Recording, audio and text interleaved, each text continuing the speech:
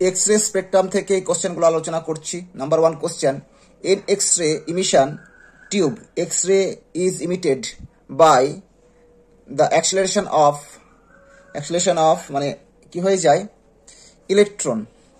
কারণ হচ্ছে যখন ক্যাথোড থেকে অ্যানোডে সেই ইলেকট্রনগুলো তীব্র গতিতে হিট করে তখন ইলেকট্রনের গতিশক্তিটাই এক্সরশ্মি রূপে নির্গত হয়। এখন সেই এক্সরশ্মিটা যেখানে পড়ছে অ্যানোড থেকে ক্যাথোড থেকে অ্যানোডে সেটা হচ্ছে যে মেটালটা নেওয়া হচ্ছে সেটা মলিবেডিনাম।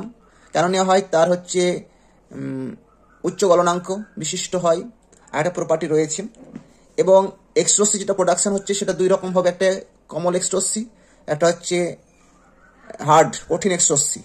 কমন মানে যে যদি ক্যাথোড অ্যানোডের মধ্যে বিভব পার্থক্য কম হয় 40 থেকে 60,000-এর কাছাকাছি, তখন হবে কমল এক্সরশ্মি। 90,000-এর বেশি যদি হয়ে যায়, 1,90,000 বা তার বেশি যদি ভোল্টেজ ডিফারেন্স হয়ে যায় ক্যাথোড অ্যানোডের মধ্যে, যে এক্সরশ্মি প্রোডাকশন হবে সেটা হার্ড এক্সরে। এগুলো আমরা পড়বো। তাহলে এখানে কোশ্চেন অ্যান্সারটা কি হলো, ইলেকট্রন হলো। এবার 2 number question, the short wavelength limit of X ray depend. Short wavelength limit depend করে কি, potential application, potential difference between cathode and anode, এটা হবে। শর্ট ওয়েভলেন্থ মানে কি, ফ্রিকোয়েন্সি বেশি মানে হার্ড এক্সরশ্মি। শর্ট ওয়েভলেন্থ মানে হচ্ছে কি, ওয়েভলেন্থ কম মানে কি, ফ্রিকোয়েন্সি বেশি মানে হার্ড এক্সরশ্মি, কঠিন এক্সরশ্মি। সেটা হচ্ছে ডিপেন্ড করছে ক্যাথোড অ্যানোড পোটেনশিয়াল ডিফারেন্সের উপর ডিপেন্ড করছে। 3 number question, at the same temperature which of the following will exert maximum pressure.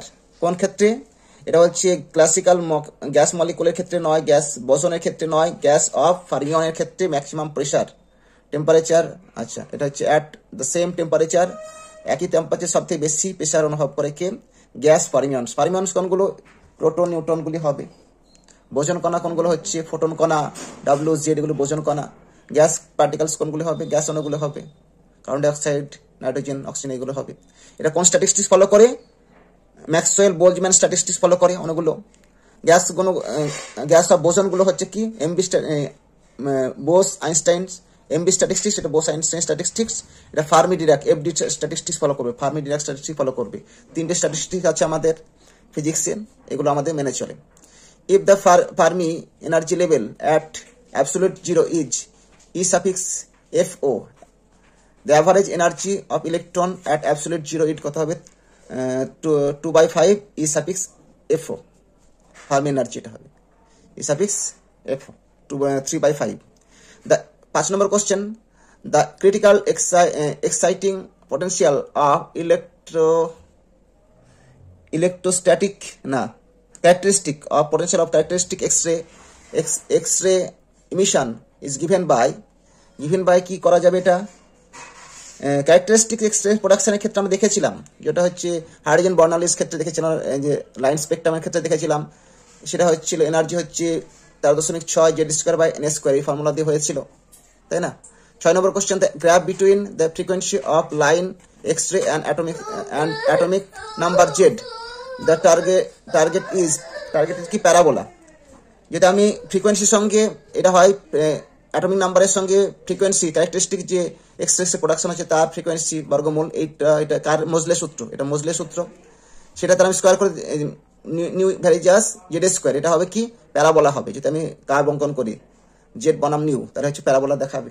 7 number question, ব্র্যাগস equation এক্সরের ক্ষেত্রে, এক্সরে ডিফ্রাকশনের ক্ষেত্রে ব্র্যাগস ইকুয়েশন বাবা ছেলে একসঙ্গে নোবেল প্রাইজ পেয়েছিল ব্র্যাগস ল থেকে। মানে হচ্ছে এটা হচ্ছে এক্সরে ডিফ্রাকশনের ক্ষেত্রে ব্র্যাগস ইকুয়েশন, সেটা হচ্ছে হ্যাজ নো সলিউশন ইফ ল্যামডার মানটা গ্রেটার দ্যান 2D। 2D হচ্ছে যে কঠিন, যে বললাম যে কঠিন যে পদার্থ বলছি, মেটাল, জেনারেলি মেটাল, তাদের দুটো অ্যাটমের মধ্যে ডিস্টেন্স, এটা হচ্ছে 2D ধরা হয়। এই ক্ষেত্রে সলিউশনটা হয় না। ব্র্যাগস ল ইকুয়েশনটা কত হয়, 2D sin θ হবে L ল্যামডা। এটা হচ্ছে অর্ডার, কত নম্বর ডিফ্রাকশন হচ্ছে, এটা হলো।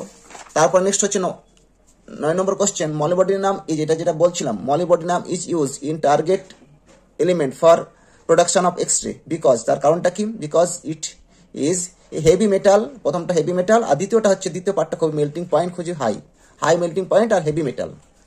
10 নম্বর question, the change in wavelength of an X-ray photon when it suffers scattering through an angle 90 degree by the suitable matter is, এটা বলেছে আমরা, এটা কম্পটন এফেক্টও দেখেছি, এরকম ফর্মুলা হয় একটা, h by m c cos টু 1 মাইনাস কস থিটা, থিটা মানটাকে 90 ডিগ্রি তলে চলে গেলে এই পার্টটা কত হবে H by M M naught C.